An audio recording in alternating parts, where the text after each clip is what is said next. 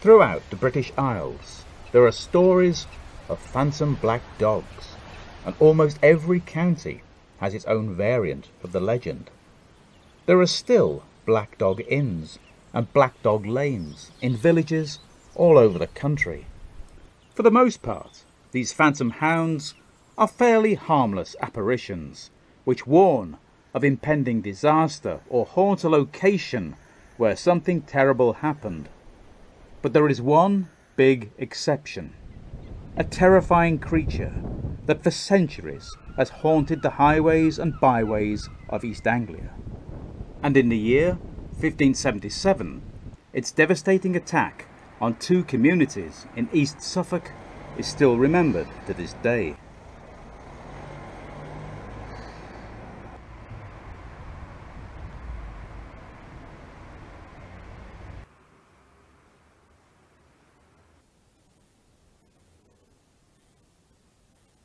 Hello, well today I'm in the town of Bungay in East Suffolk, and this is St Mary's Church.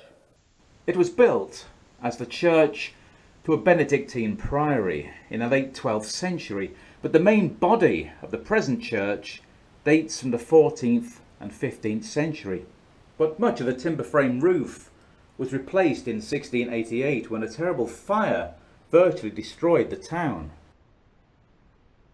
However, there's a strange story connected to the church, and one that's fascinated me since I was very young, and it's the reason why I got interested in folklore. According to legend, on the 4th of August 1577, the church was visited by one of the most terrifying creatures in British folklore, the hellhound known as Black Shuck. Shuck, or Scucker, meaning the demon in Anglo-Saxon, was said to be a huge, monstrous hound, the size of a calf with saucer-sized eyes weeping red fire, and no one who caught sight of the creature in the night would survive until daybreak. And its attack on St Mary's Church and the Holy Trinity Church in the neighbouring town of Blythburgh was documented by clergyman Abraham Fleming in his pamphlet, A Strange and Terrible Wonder. On Sunday the 4th of August, in the year of our Lord 1577, a terrifying thunderstorm occurred, with such darkness, rain and lightning as was never seen the like. As the people prayed in St Mary's Church, there suddenly appeared in their midst a great black hound, or the devil in such a likeness. Running down the body of the church with great swiftness, it passed between 2 of the congregation as they were kneeling in prayer, and broke the necks of them both at one instant. Another of the congregation was given such a bite that he shrunk up like a piece of leather scorched in a hot fire. On the selfsame day, in like manner, into the parish church of another town called Blythburgh, the hound burst through the doors of the church, and there, as before, slew 2 men and a lad, and burned the hand of another. This mischief thus wrought, he flew with wonderful force, to no little fear of the assembly, out of the church in a hideous and hellish likeness.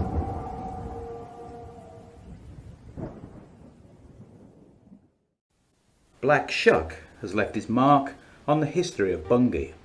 His image appears on the town's coat of arms and on the weather vane in the marketplace. The local football team are known as the Black Dogs, and there is an annual running event, the Black Dog Marathon.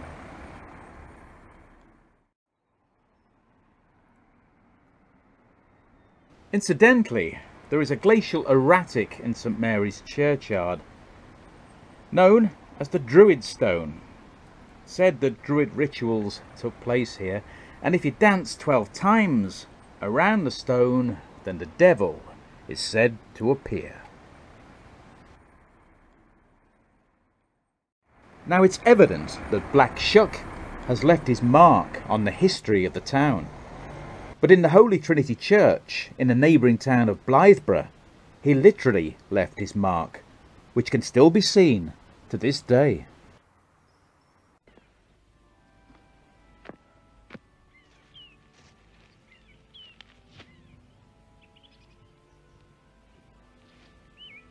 Affectionately known as the Cathedral of the Marshes, this magnificent church has stood on the banks of the River Blythe since the 12th century.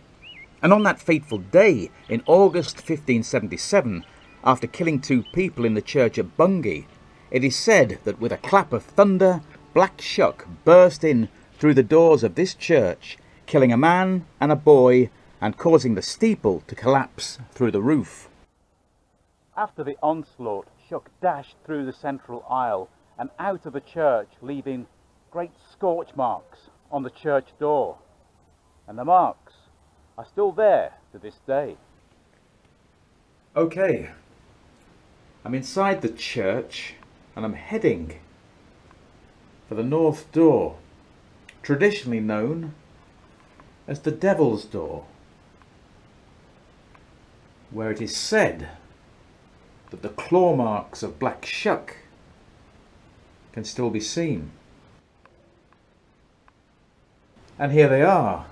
They are known locally as the Devil's Finger Marks. Now it is said that Black Shuck also left his mark on the church door at Bungay, but the original 16th century door was destroyed in the Great Fire that engulfed the town in 1688. As you can see, there's damage to the font. It was said to be caused by Black Shuck when he dashed through the church and caused the steeple to collapse into the nave.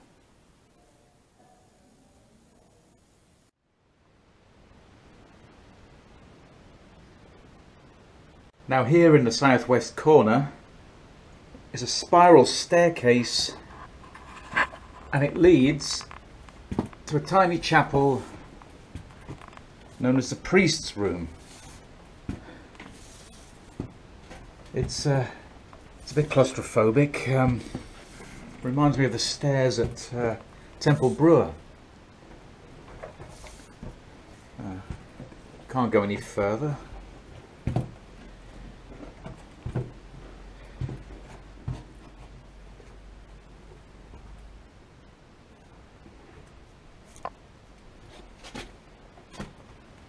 And this is the priest's room, also known as the Blessed Sacrament Chapel. And I'm sure it made a great place to hide from Black Shuck when he was in town. The chapel was used for private prayer.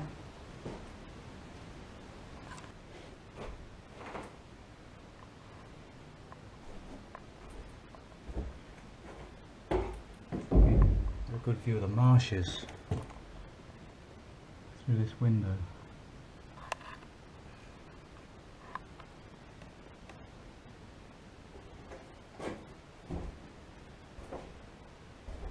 Now, as I said, or rather mumbled into the camera, there's some great views from the window, so let's go for a walk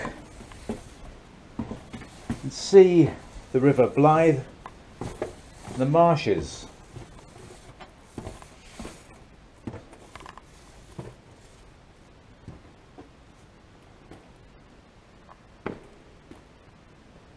Okay, I'm walking along the banks of the River Blythe. It's a bit windy, so I hope you can hear me okay. And I'm sure you can see Blytheborough Church.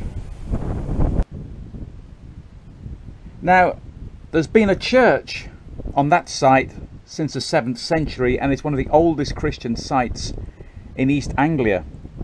But was the church here and the church at Bungay really attacked by a hound from hell? Well, there is often a grain of truth in most folk tales. In 1577, a terrible storm hit Bungay and Blytheborough. Lightning struck the churches and several people were killed.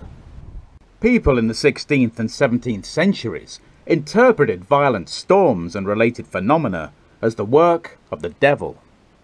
So when clergyman Abraham Fleming retold these events in his tract A Strange and Terrible Wonder, he interpreted the lightning that wreaked havoc on the churches of Bungay and Blytheborough as a visitation of the devil in the form of a great black hound. The word shuck, or shock, is sometimes said to be peculiar to Suffolk and Norfolk. It was used by fishermen to describe a violent storm or tempest, and some historians say that the legend of the Black Shuck has its origins in the old Scandinavian myth of the Black Hound of Odin, brought to the shores of East Anglia by marauding Vikings. However, if you thought that Black Shuck was a purely legendary creature, alive only in local tradition and ancient folklore, then you'll be surprised to hear that he has been encountered in comparatively recent times. Here, in the village of Walberswick, near Blythburgh, in 1945, a huge black hound terrorised a couple who had rented a hut situated between the salt marshes and Dunwich Forest. One night, they were startled by a violent pounding on the door. They peered through the window and saw a huge creature with black matted fur and one bloodshot eye. The terrified couple piled furniture against the door as the creature hurled its body against first one wall, then another, then leapt on the roof. For hours it paced the length of the hut. Then after one long terrible howl, all was silent. The couple were never able to provide a description that did justice to that hideous howl. It rose in volume and pitch until the whole hut shook with its resonance, and then fell away at impossible octaves below the reach of human ears. They waited anxiously for daylight, and at dawn they cautiously crept outside to inspect the exterior of the hut. Enormous gashes scarred the door, windows were broken, and scratches could be seen on the roof. Yet, in the soft, sandy soil surrounding the hut, there were no prints of any kind, save for their own footmarks. They left the hut the same day. Nothing would have induced them to spend another night in that lonely marshland spot. The legend of the Phantom Hound has sparked the imaginations of generations of writers. For example, Sir Arthur Conan Doyle, who knew East Anglia well, simply transposed the legend of Black Shuck to Dartmoor in his famous Sherlock Holmes adventure, The Hound of the Baskervilles. The Darkness, one of my favourite rock bands, have a song called Black Shuck on their 2003 debut album, Permission to Land. And in the Harry Potter stories, there is more than just a hint of Black Shuck in the shape-shifting Sirius Black. Of course, Black Shuck is nothing more than a legend, derived from the old Viking myth of the Black Hound of Odin, brought to the shores of East Anglia by marauding Vikings. Or is it? These are the impressive 14th century remains of Leiston Abbey, one of Suffolk's most impressive monastic ruins.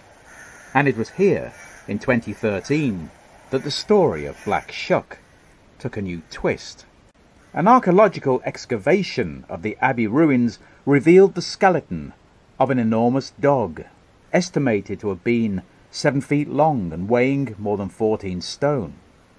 It was believed that the bones dated from around 1577, when Black Shuck had terrorised the area. So had the monks of Leiston Abbey put an end to Black Shuck's reign of terror? The truth, of course, is far less entertaining. Analysis of the bones showed that the dog had been alive in the 18th century and had been buried with great reverence. So, not the final resting place of a bloodthirsty hellhound, but the grave of a faithful friend. Well, that was my look at the legend of the terrifying Black Shuck. If you've made it this far, then as usual, thank you very much for joining me, and I do hope you'll join me again next time.